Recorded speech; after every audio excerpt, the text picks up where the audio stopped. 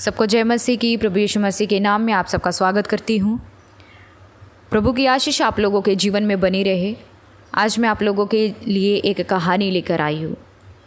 कहानी बहुत ही अच्छी है, आप सुने और प्रभु की ओर से आशीष को पाएं।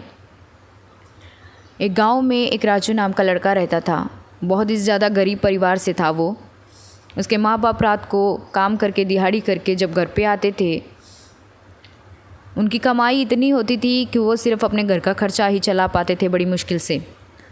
पर जब रात को वो घर पे आते थे, खाना खाते वक्त उनका जो बेटा राजू है वो खिलौने के लिए हमेशा जिद करता था, क्योंकि उसके दोस्त जितने भी थे, आस पड़ोस के जितने भी राजू के दोस्त थे, उनके माँ बाप अमीर थे और वो अपने बच्चों के लिए अच्छे अच्छे खिलौने लाते थे। तो उन लोगों को देखकर राजू भी चाहता था कि मेरे माँ बाप भी मेरे लिए खिलौना लेकर आएँ। परंतु राजू के माता पिता गरीब होने के कारण वो अपने घर का खर्चा ही बड़ी मुश्किल से चला पाते थे मेरे प्रियो।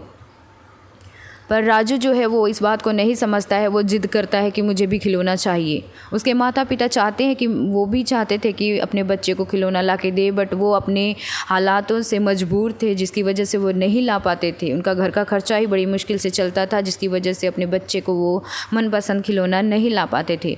एक बार क्या हुआ कि राजू के माता पिता जो है वो काम पर चले जाते हैं, दिहाड़ी करने चले जाते हैं, और राजू जो है परेशान होकर एक पेड़ के नीचे बैठा होता है।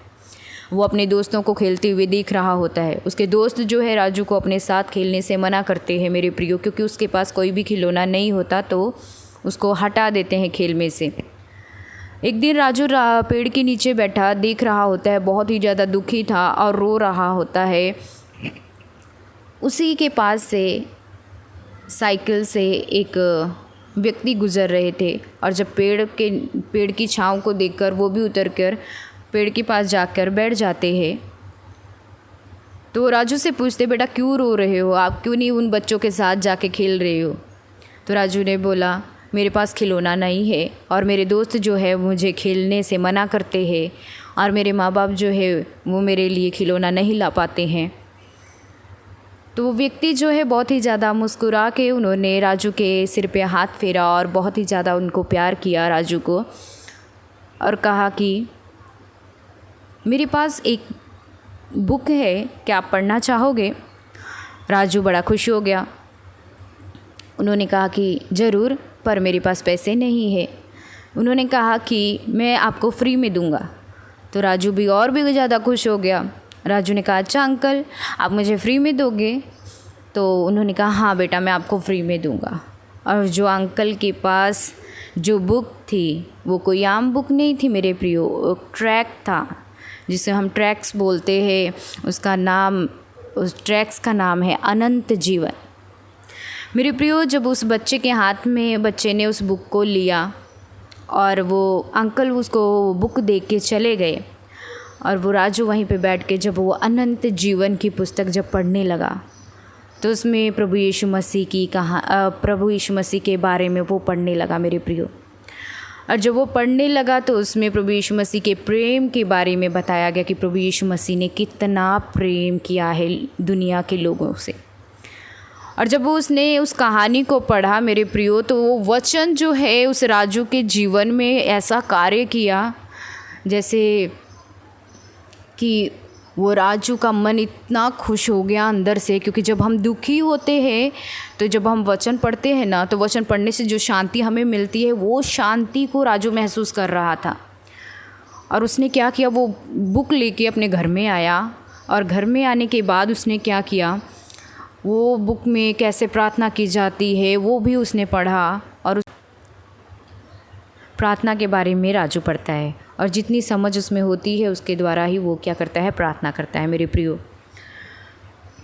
2-3 दिन के बाद उसके माता पिता देखते हैं कि उनके बच्चे का, राजू का स्वभाव कुछ बदला बदला लग रहा है। तो उसको पास बुलाकर बोलते हैं कि बेटा, जब भी हम घर पे आते हैं शाम को हमेशा जिद करते रहते थे कि हमें खिलौना चाहिए, पर 2-3 दिन हो गए हम देख रहे हैं कि तुम्हारा स्वभाव जो है बदला सा लग रहा है, अंदर ही अंदर बहुत खुश से नज़र आते हो, और जब भी हम लोग आते हैं थके हारे तो आप हमारी मदद करते हो, क्या बात है? तो राजू जो है वो अपने माँ बाप के पास वो अनंत जीवन की पुस्तक को ले जाता है, बुक को ले जाता है और दिखाता है कि मम्मी जब आप एक दिन आप लोग गए थे और मैं बहुत ज़्यादा दुखी था और पेड़ के नीचे बैठा था और एक अंकल मेरे पास आए, उन्होंने मुझे ये बुक दिया पढ़ने के लिए और ये बुक में बहुत अच्छी बातें लिखी है। तो वो कहते अच्छा हमें भी बताओ कि इसमें क्या लिखी है। तो उसने बताया कि मम्मी इसमें प्रभु यीशु मसीह के बारे में बताया गया है कि प्रभु यीशु मसीह ने इस दुनिया के लोगों से कितना प्यार किया।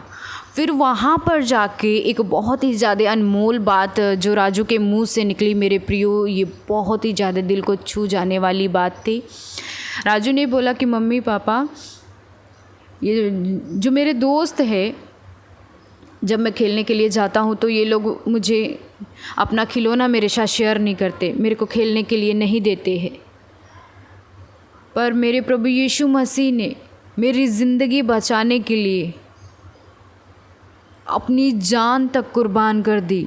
सूली के ऊपर वो अपनी जान को दे दिया मुझे बचाने के लिए।